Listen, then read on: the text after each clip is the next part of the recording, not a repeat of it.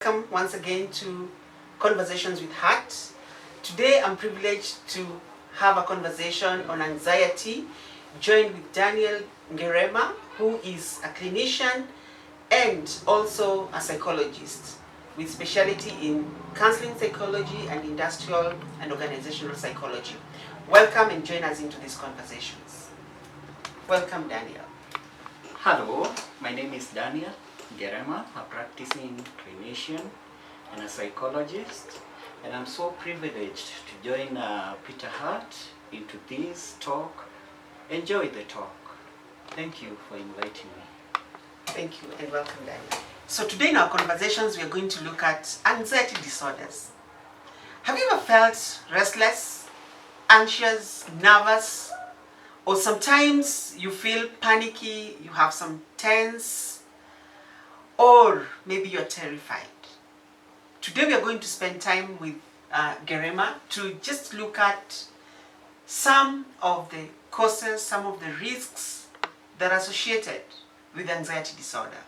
And so, Daniel, please take us through some of the key features, causes, and risks of anxiety. Okay, thank you so much, Peter Hart, for that.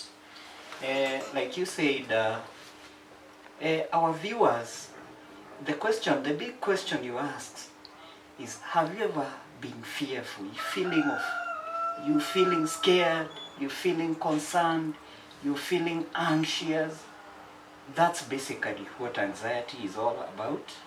And in terms of medical background, just let me do this for the purpose of the medical students out there or the medics out there. Anxiety basically means a feeling of apprehension accompanied by what we call the sympathetic nervous system arousal. This sympathetic nervous system arousal means is the system that comes with the somatic features such as sweating. You feel like you're sweating. You feel like when you are that scared, there is that increased heart rate, there is increased respiratory rate. That apprehension is what we are talking about as anxiety at this point in time. So basically, like what you asked, have you ever had some kind of, okay, fear is normal. Fearing is normal because there are things which happens in our day-to-day life that creates fear. You can't approach scary things. Being scared is also part of it. But there is what we are calling the abnormal fear. Abnormal fear which is out of proportion. And this abnormal fear is to any external kind of stimulus. You are fearing a kind of, there is something that you are reacting to, that you are fearing, which is so much abnormal. So in this case, there is what we call the psychophysiologic response to a perception of internal or external danger. Where there is no danger, you can see danger. And you have that kind of excess fear towards it. That's anxiety. So in our case, we will discuss some kind of types or what we call the features that are associated with anxiety. We can list some of them, and then in any case that we don't discuss so much or everything in this video, we can do another video and discuss, exhaust everything. And welcome our dear viewers. I know you will learn.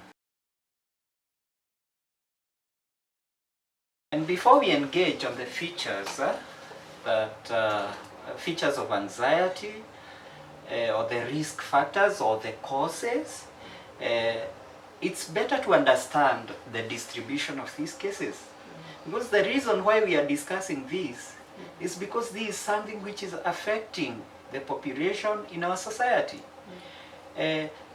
What we call the epidemiology or the distribution of these cases, it's quite interesting to notice that the last research that has been done in our psychiatric clinics in our hospitals indicates that 10 to 15% of the general outpatient cases attending psychiatric clinics are anxiety cases.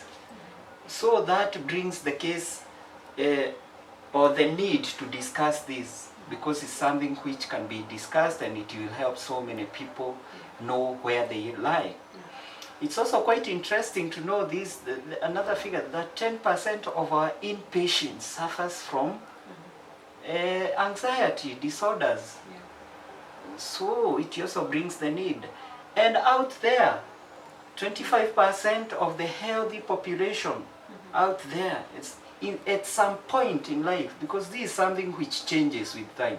We can't say that you will have anxiety forever.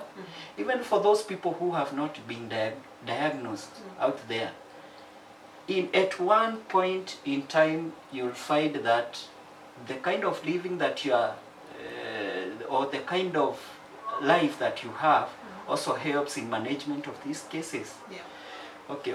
I told you that 25% of the healthy population in some point of life suffers from this, of which 7.5% have diagnosable anxiety disorders in a given month. So basically that is the distribution of our cases in our setup here.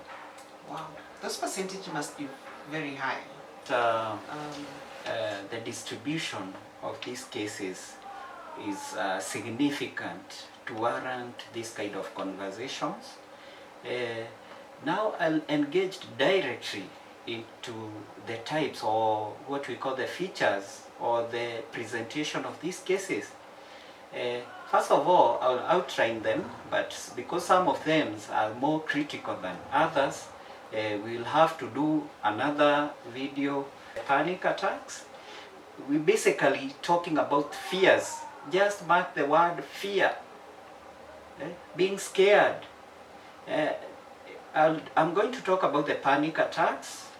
Something else which we call the agoraphobia. That is the fear of situations or places that one deems dangerous, whereas they are not. We are going to talk about specific phobias. So many people fear specific things, and people also fear different stimuli. Some of these fears are are enjoined to different kind of stimuli, so we can talk about that. We're going to talk about the social phobias. That is fear of gatherings. You fear being enjoined in any kind of gatherings. We are going to talk about something very much interesting, especially in this time that we are living in, the time of coronavirus, the COVID-19, something we call obsessive compulsive disorder. Yeah, it's very interesting because it's enjoined with the cleanliness, hygiene. You find that some people are taking this a notch higher. It's abnormal.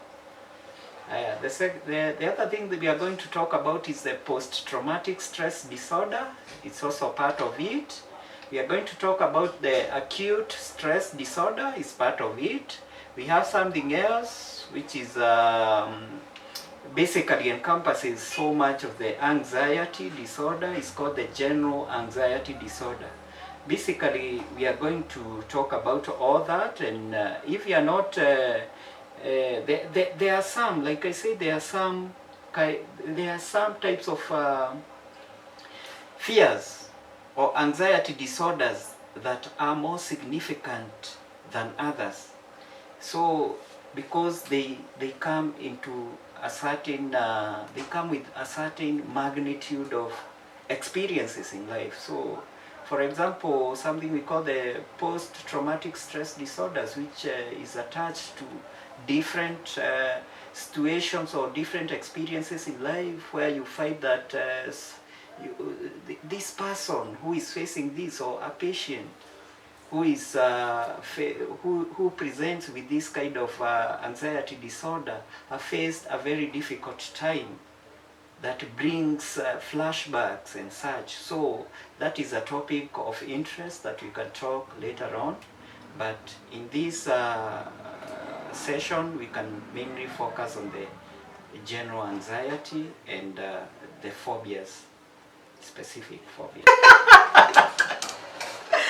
Okay, so we're talking about the other types of anxiety.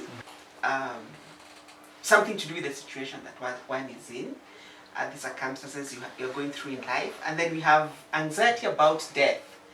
You've been having a sick patient, or you've been taking care of a patient, and you are so afraid that this patient is going to die anytime soon.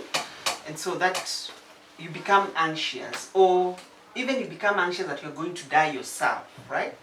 And then we have anxiety about mutilation. This is basically whereby you've lost a body part. And then we have this interesting one whereby, what do you call it? Loss of Prowess. prowess. Okay, loss of prowess means you have been an expert in something. You have some certain kind of skills, and in all of a sudden this is lost. You have to be, you are scared that you have lost this. More so, let me talk about the sexual prowess, because it's very common. These things that we find in our clinics every day, where you may find a man or a woman who comes into your clinic and talks about you, talks to you about how he has been good. You know, these things are breaking up families, and that's why it's a psychological issue at this point in time. Somebody has been so good, what we say, good in bed. Yes. Let's say you are here, Peter Hart. Yes. Let's say you are in your good old days. Yes. When you are getting married. In the days when you are getting married, you find this beautiful girl. You get engaged. You are so good, you are smart, you are young. When it comes to the other things that pertains to the marital, in the marital bed, you are so good in that. 6 or 7 years down the line, this is lost. This is a psychological issue. Yeah. It's a concern to your wife or to your partner in this case. And it's more scaring to you when you lose it, because you know you had it, you were so good before. What happened? So it becomes a psychological concern, it creates a lot of anxiety, and this is there in almost every home. When you visit, you must find that something this guy had. You talk to partners, they will tell you, this girl had this kind of skills when we got married, now it's lost. Yeah, it's so sad. Then there is the issue of loss of attractiveness, where somebody, I think it comes again with the age, right? Sure. Among other factors in life. Can you help us link anxiety as a result of drug abuse, especially those who take alcohol and other drugs? Sure. There is what we call the substance abuse or substance-induced anxiety. This is whereby most of the people who take these drugs or substances, we call them substances because in this case so many things that are not even drugs have been indulged or have been abused. So we encompass it as drug or substance abuse. So you find that those people who are abusing drugs and substances, rather than getting the help, there is that one thing that they want to get from the drug. Sure. Yeah. There is that one feeling. These drugs, instead of the feeling that they anticipated to get, they don't get that feeling. Yeah.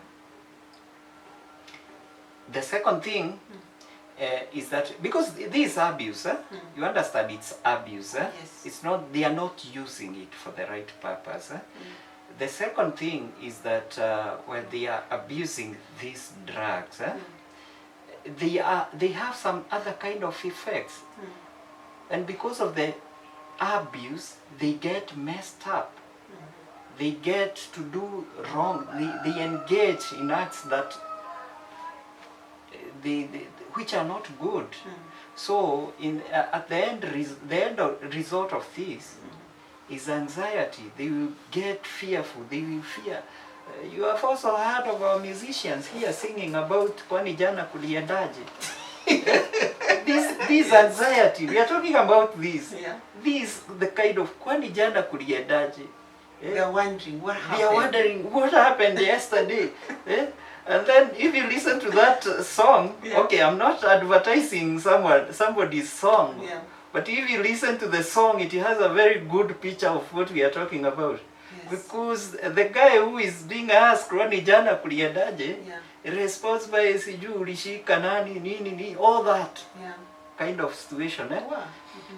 When you understand what you did yesterday and you are not even aware, you were intoxicated, you abused alcohol, whatever else that you used, or what you are calling the substance abuse, what happens next? You will be scared for the rest of your life. At the end of the songs, you would hear this guy explaining, hata rudia, hata fanya nini. So, that's basically what we are talking about. I think that's a good example. Quite interesting. And then have it on anxiety, and I hope you're going to stay and keep safe and ensure that your anxiety is well managed. Please look out for more videos on anxiety, and I hope you like and subscribe onto this channel. Thank you very much, and hope to see you soon.